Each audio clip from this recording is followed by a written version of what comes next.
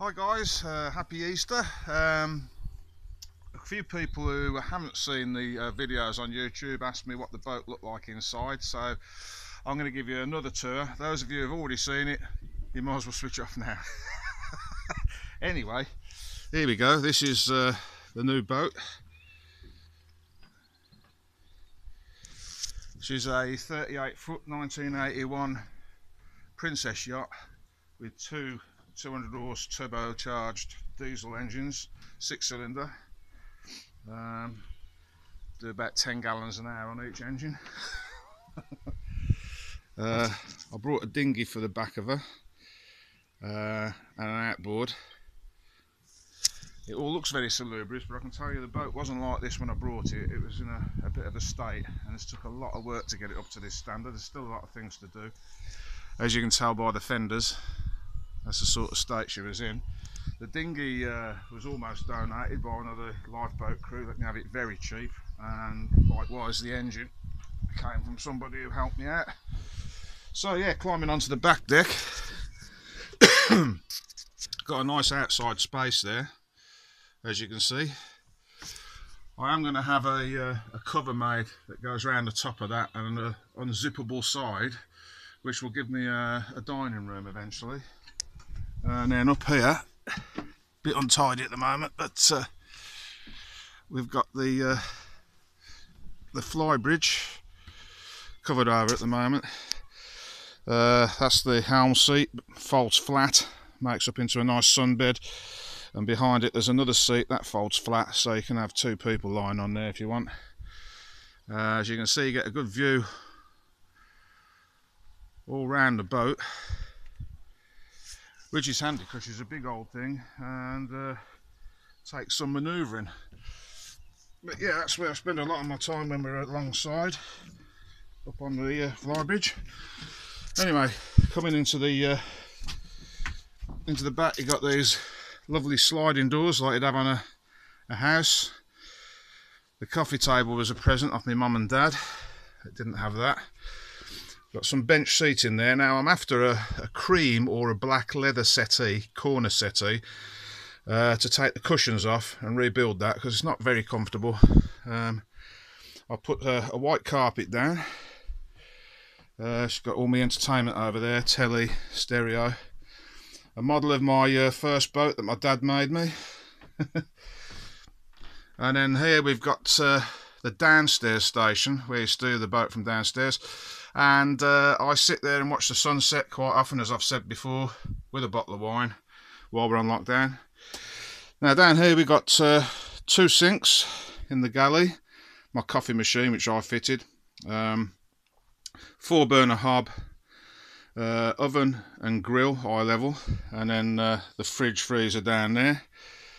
That's all going to be, I've started painting those. As you can see, I've put black knobs on there now and painted it blue.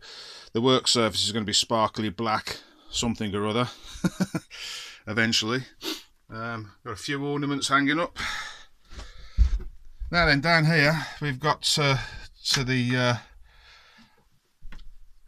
port side of the boat, a shower for the guests with a sink, toilet. They're more of a wet room really, but the shower is very good. I use it a lot. This is Tin Rib's bedroom, which she shares with my daughter Charlie. As you can see, it's quite spacious. Tin Rib's bed's already made up for when she comes to stay. I have my artwork in here at the moment because I didn't really want to keep walking up and down to the office. Might as well work from home if you can, the government said.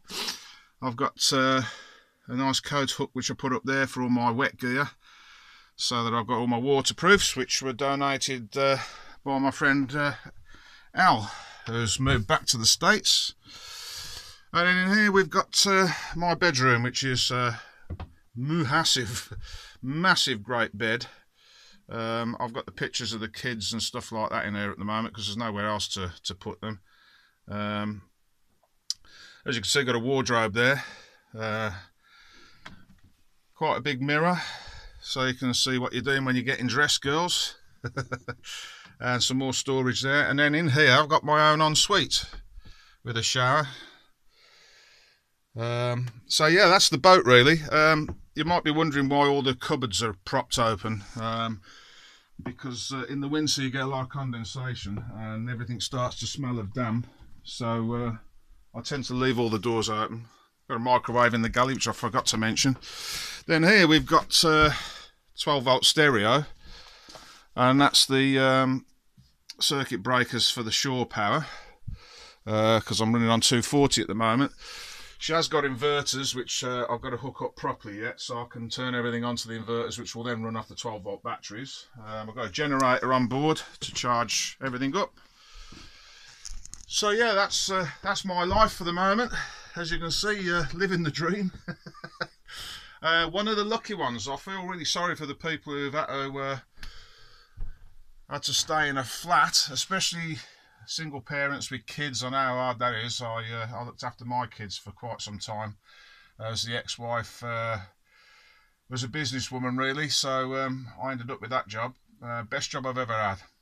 So yeah, I sympathise with all you lot that are stuck in houses and stuff. I'm very lucky. I've got all this to look at. Isn't it funny though how you, while we're locked down, we've been contacting people we haven't spoke to for years. I went to a virtual rally last night with my old club, which is a really rare event. They probably only see me at funerals these days, unfortunately. So yeah, I'm looking forward to some more of that. I'm hoping that the world's going to be a different place when we come back from this. I think money was far too important in the world, and mistreating of animals and stuff, well, that's bitten us now, hasn't it? They reckon that's where it's all come from, the wet markets and stuff. So yeah, the only downside to all this for me is I'm supposed to be going out to my spiritual home, Kefalonia, the end of April. I was hoping to get residency out there before we left the EU. I think it's going to be quite difficult once we have left. And of course, now this has happened, I think it's going to be even more difficult because I think the EU is struggling with all this. But my friends out there, I haven't forgotten about you. If I can help, I will. And I'm desperate to get back out there. So the plan was to take this boat, but we'll see. Anyway, guys, that's how I'm living. Catch you all later.